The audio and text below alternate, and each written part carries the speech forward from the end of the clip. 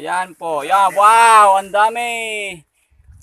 Bata pa. Yan ang tinatawag sa Tagalog na kamuting kahoy. Dito sa amin is balingka. Sa English is cassava. Mga ginagawang puding at puto. Yan po ang kanyang ani.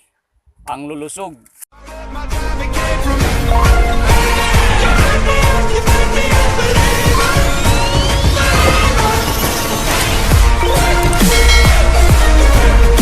Yes, magandang araw mga katoto. Andito naman tayo. It's my day off kaya pasyal-pasyal muna tayo sa ating mga kababayang nasa bahagi ng medyo malaylay rito, bulabundukin. Pasyal po tayo doon sa may mga kasaba o balinghoy o kamuting kahoy na may tanim.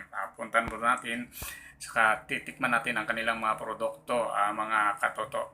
Okay, andito na. Papunta tayo doon. Na balingka dito sa aming probinsya, dito po sa baryo. Okay, kasama niya ang kanyang kambal na anak. Saan yung isang kambal?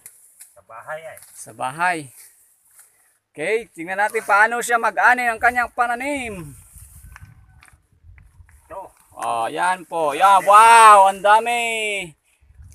Bata pa. Yan ang tinatawag sa Tagalog na kamuting kahoy. Dito sa amin is balingka. Sa English is cassava.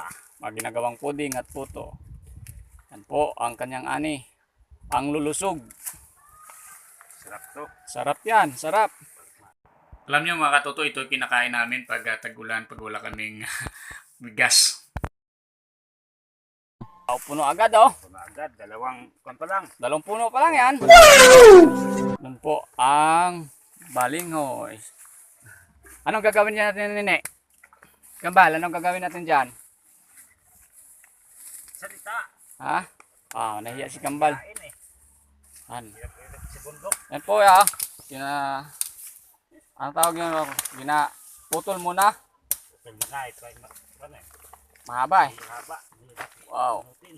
Kaya bubunutin natin at lalabas na yung mga Yan ang laman. kasaba o kamuting kahoy. Yan ang laman niya. Ang laman. Wow. Ang variety nito is dilaw kol no? Dilaw. Dilaw. Masarap to, dilaw. Pag puti daw, malaki naman. Malaki pag puti. Pag Pag matagal puti. matagal Makani. maani. Yun pong diferensya niyan. O pag dilaw ito eh. Dali lang. May ilang buwan, Col? May ilang buwan? 4 na buwan to 5 buwan. Opo. Pwede na ma-harvest. Oh, very good. Sa akin 5 buwan pa lang ito. Gagawin po to para pampamasahin ni Kambal papuntang eskwela o pang module, Kambal? Pang module ni Kambal po daw to. Dito po kami dito. Yung pong hanap buhay namin pag wala ho kaming mga pasok sa mga luba. Ikaw, Col, ano ang trabaho? Construction, Col, no? Aksyon. Oh, tapos si Uncle, yan. Kanyang sideline pag pag-off niya. Pag yung lockdown, ito tinanim ko nung Nung lockdown. lockdown daw, yung pandemic. Pandemic. Yung tinanim niya. Yun na, nag-ani na siya. Pandemic eh. Oh. Okay na to. May Aba, no? na. Taas. Ha. Bibili kaya ako Nang. ng balingka. Ito. Mga Sabot lang yan. tawi ako kulit. Kuan, bigyan mo ko mga para try natin yung kuan, yung laman. Diin eh. Yun, okay na yan. Okay na yan. 5 piraso lang ano, pwede na. Kakain tayo ng kasaba mamaya mga katoto. At ito, sinusubukan pang ani ni Uncle Lionel para makapagluto tayo. Yan, ni Manli. Oo. Intak ni Kara eh. Oh, doon daw sa mababa, maliit-liit pa 'yon. Kasi dito tayo sa kabila, katoto. Pero okay na 'to ah. Marami-rami na rin 'to. Pwede na tayong mabusog nito, mga katoto.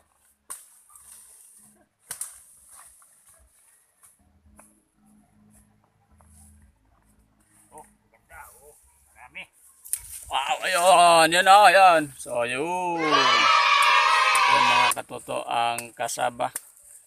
Yan, ang kamuting kahoy dito sa probinsya. At yan po ay tawag dito sa amin balinghoy. So, marami na oh. A few inches later.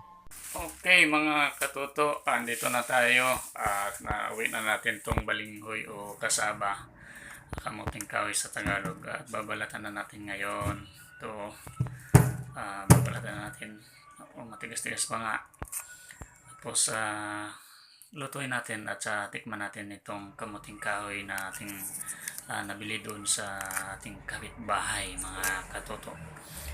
Okay, kung makikita nyo, ang balat nito ay brown po, mga katuto. Tapos ang laman puting-puti, yung parang babaeng maputi, mga katuto.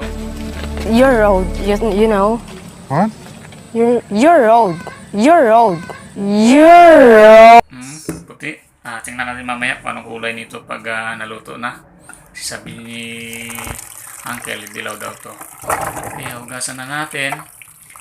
Mga ilang minutes. Hugasan muna natin kasi nahawakan natin to kanina, mga katoto.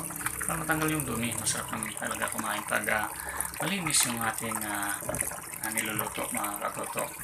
Hugasan natin to. Lagyan natin konting asin.